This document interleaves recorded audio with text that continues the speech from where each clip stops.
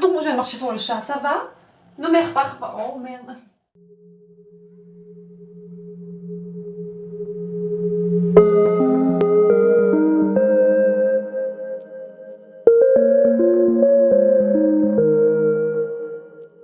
Bonsoir à tous. Aujourd'hui, on se retrouve dans une nouvelle série de vidéos qui vont être appelées les Flash Info. Flash Info parce qu'elles sont très courtes, les vidéos je parle, et elles vous donneront des informations, Flash Info, sur le domaine des animaux bien sûr.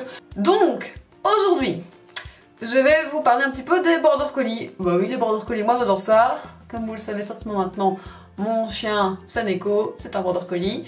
J'ai pas que lui, mais bref, on s'en fout. Allez, donc aujourd'hui je vous parle des Border Collie. Est-ce que vous connaissez l'histoire de cette race? Non. C'est apparemment une histoire un petit peu particulière dans le milieu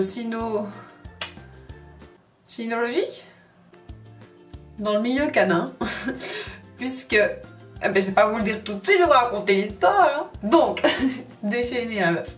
Donc, en Angleterre, oui parce que le Border Collie est un chien anglais au cas où vous ne le saviez pas, en Angleterre, tous les bergers écossais sont appelés les collies. Collies, je ne sais pas comment on dit. Bref.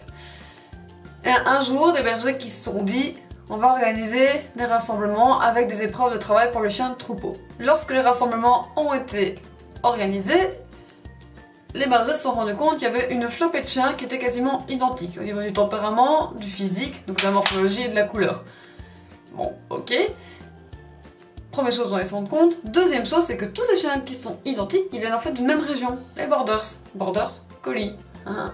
Donc, vous avez compris, hein, Borders, la région, Collies, les bergers écossais. Donc, ce qui est étonnant dans cette histoire, c'est qu'en fait, les bergers n'ont absolument pas cherché à créer une race. Ils n'étaient intéressés que par le rendement et la qualité du travail du chien sur leur troupeau. La race est un petit peu créée toute seule. Complètement vous. Mais donc, il n'y avait pas de volonté humaine de créer la race.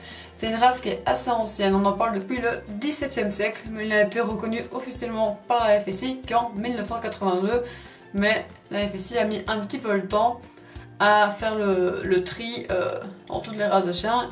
FCI, j'ai dit FSI. FCI, c'est extrêmement difficile à dire, c'est la Fédération Cynologique Internationale, si je ne dis pas de bêtises, donc c'est eux qui gèrent tout le recensement des races, des chiens, etc. Qui ont mis un petit peu d'ordre dans tout ça en fait. Voilà, j'espère que vous aurez appris quelque chose.